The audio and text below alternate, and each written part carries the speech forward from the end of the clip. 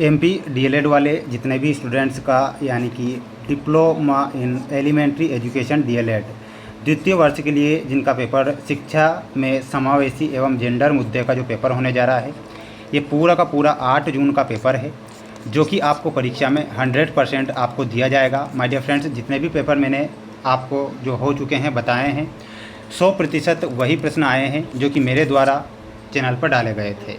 अब भी मैं आपसे यही कहूँगा कि आप सभी स्टूडेंट्स को जो मेरे द्वारा पेपर बताए जा रहे हैं, इन्हें आप ध्यान से पढ़ें, अच्छे से इन प्रश्नों को याद करें, क्योंकि ये सभी प्रश्न आपकी परीक्षा में आएंगे। यानी कि एक भी प्रश्न आपका बाहर नहीं जाएगा इस वीडियो से। और मेरे द्वारा 4 सेट पेपर चैनल पर अपलोड कर दिए जाएंगे, तो चारों सेट पेपर को देखना है। जितने स्टूडेंट्स नए हमारे साथ जुड़े हुए हैं, सभी माय डियर फ्रेंड्स चैनल को सब्सक्राइब जरूर करके रखें, जिससे कि मैं आपका जो अगला पेपर होगा वो भी आपको बता सकूं और आप सबसे पहले देख सकें। प्रश्न नंबर फर्स्ट पूछा जाएगा, सही विकल्प चुनकर लिखिए में पहला ही प्रश्न आएगा कि वंचित बालकों की समस्या है। तो वंचित बालकों की जो समस्या होती है वह क्या होती है? तो यहाँ पर आपको ध्यान रखना है, असुरक्षा की भावना, आत्म प्रेम से पीड़ित, निम्न आकांक्षा स्तर, उपर्युक्त सभी। तो यहाँ पर जो आंसर होगा आपका क्या हो जाएगा? उपर्युक्त सभी जो होगा आंसर सही हो जाएगा, ये आपको याद रखना है। दूसरा आएगा कि अधिगम अक्षमता वाले बालकों की जो विशेषता है वह क्या है? तो अतिक्रियाशीलता और अवधान समस्या। तो इसमें आपको फर्स्ट और सेकंड करेक्ट करना रहेगा, ठीक है, ये आप करेक्ट करेंगे। अगला क्वेश्चन देख लीजिए, पठन अयोग्यता का कारण है। तो पठन अयोग्यता का कारण क्या होगा? तो यहाँ पर आपको लिखना है वंशानुक्रम। क्या हो जाएगा? वंशानुक्रम जो होगा पठन अयोग्यता का कारण होगा। तो यहाँ पर ऑप्शन नंबर सेकंड आप ध्यान रखेंगे। सभी स्टूडेंट्स एक बार वीडियो को लाइक और चैनल को सब्सक्राइब कर लेना, और आप अच्छे से प्रयास और मेहनत करना। जो पेपर मेरे द्वारा बताए जा रहे हैं, पेपर परीक्षा में छप रहे हैं। अब देखिएगा, पुरुषत्व का सकारात्मक पक्ष है।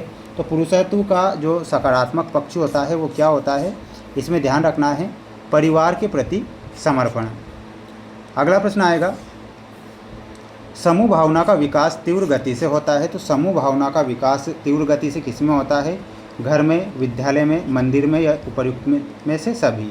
तो यहाँ पर आपको लिखना है विद्यालय में समूह भावना का विकास तीव्र गति से होता है।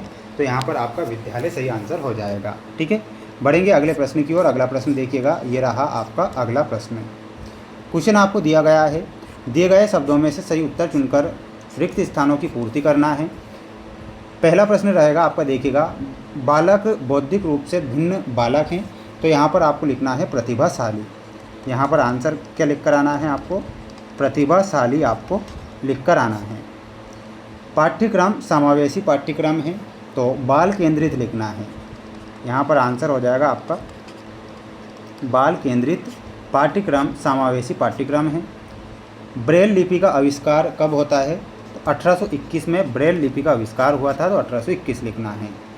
नारीवाद नारी से संबंधित आंदोलन है, तो ये सशक्तिकरण से संबंधित है। यहाँ पर आपका आंसर क्या हो जाएगा? सशक्तिकरण, ठीक है।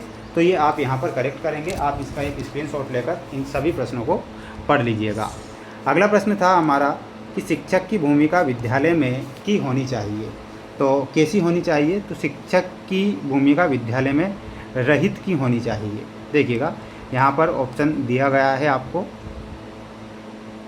सुविधादाता या फिर बाल केंद्रित।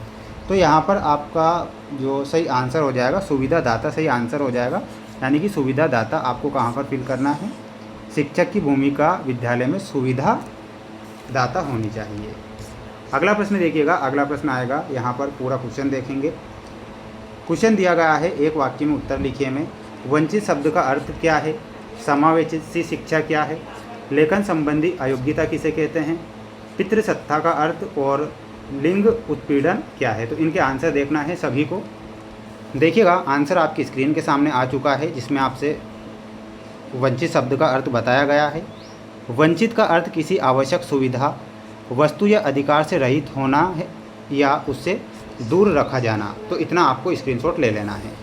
दूसरा प्रश्न देखिएगा कि समावेशी शिक्षा क्या है?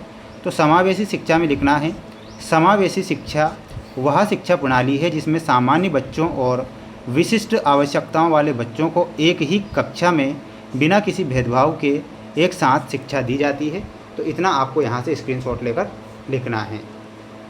अगला प्रश्न देखिएगा, अगला तीसरा प्रश्न था आपका कि लेखन संबंधी अयोग्यता किसे कहते हैं। तो इसमें क्या लिखना है, लेखन संबंधी अयोग्यता को डिसग्राफिया कहा जाता है, जिसमें व्यक्ति को अक्षरों को ठीक से लिखने, शब्द बनाने या लेखन कौशल के माध्यम से अपने विचारों को व्यक्त करने में कठिनाई होती है। स्क्रीनशॉट तुरंत ले लेना है आपको, है ना। पितृसत्ता का अर्थ क्या है, तो लिखना है पितृसत्ता एक ऐसी सामाजिक व्यवस्था है जिसमें पुरुषों के पास मुख्य शक्ति होती है और वे परिवार एवं समाज के निर्णयों में प्रधान भूमिका निभाते हैं, जिसे क्या बोला जाता है, पितृसत्ता बोला जाता है। अगला क्वेश्चन था कि लिंग उत्पीड़न क्या है, तो लिखना है लिंग उत्पीड़न से तात्पर्य उस व्यवहार या शोषण से है जो किसी व्यक्ति के लिंग के आधार पर उसे शारीरिक, मानसिक या मौखिक रूप से प्रताड़ित करने के लिए किया जाता है। इसमें भेदभाव, अपमानजनक टिप्पणी या यौन उत्पीड़न शामिल हो सकते हैं। ये आपको इतना लिखना रहेगा। इसके बाद हम बढ़ेंगे हमारे अगले क्वेश्चन की ओर। मेरे फ्रेंड्स, आपकी स्क्रीन के सामने अगला क्वेश्चन आ चुका है। सभी स्टूडेंट्स चैनल को सब्सक्राइब जरूर करें, क्योंकि मेरे द्वारा जो पेपर बताए जा रहे हैं ये परीक्षा में आएंगे। देखिएगा, जेंडर की कोई एक परिभाषा आपको लिखना है। बेटी बचाओ बेटी पढ़ाओ से क्या तात्पर्य है। शारीरिक रूप से भिन्न बालकों के प्रकार लिखना है। तो ध्यान से इनके आंसर आपको देखना है। देखिएगा, आंसर आपकी स्क्रीन के सामने है कि जेंडर की कोई एक परिभाषा में लिखना है। जेंडर उन सामाजिक रूप से निर्मित भूमिकाओं, व्यवहारों, गतिविधियों और विशेषताओं को संदर्भित करता है जिन्हें कोई समाज पुरुषों और महिलाओं के लिए उपयुक्त मानता है। यह जैविक अंतरों से भिन्न एक सामाजिक पहचान है। इतना आपको स्क्रीनशॉट लेकर ये 2 नंबर का क्वेश्चन आएगा, आपको लिखना है। अगला प्रश्न रहेगा, ध्यान से देखिएगा, बेटी बचाओ बेटी पढ़ाओ से क्या तात्पर्य है। तो इसमें लिखना है बेटी बचाओ बेटी पढ़ाओ भारत सरकार की एक महत्वपूर्ण योजना है जिसका मुख्य उद्देश्य कन्या भ्रूण हत्या को रोकना, गिरते लिंगानुपात में सुधार करना और बालिकाओं की शिक्षा व सुरक्षा सुनिश्चित करने, उन्हें सशक्त बनाना। तो इतना आपको इसमें लिखना है। 6वां प्रश्न आपकी परीक्षा में आएगा कि शारीरिक रूप से भिन्न बालकों के प्रकार बताइए। तो भिन्न बालकों के जो प्रकार हैं आपकी स्क्रीन के सामने ये 4 प्रकार देखना है। दृष्टिबाधित बालक, श्रवण बाधित बालक, अस्थि बाधित बालक और वाक संबंधी बालक। तो इनके अंदर ये सारी चीज़ें लिख कर आना है। स्क्रीनशॉट आप यहाँ से ले लीजिएगा। इसके बाद हम बढ़ेंगे हमारे अगले प्रश्न की ओर।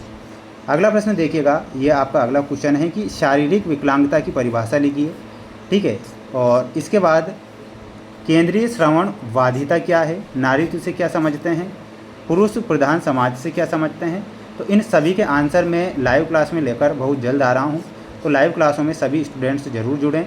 चैनल पर जो बच्चे नए जुड़े हुए हैं तो चैनल को सब्सक्राइब करके रखना है। मिलते हैं नेक्स्ट वीडियो में।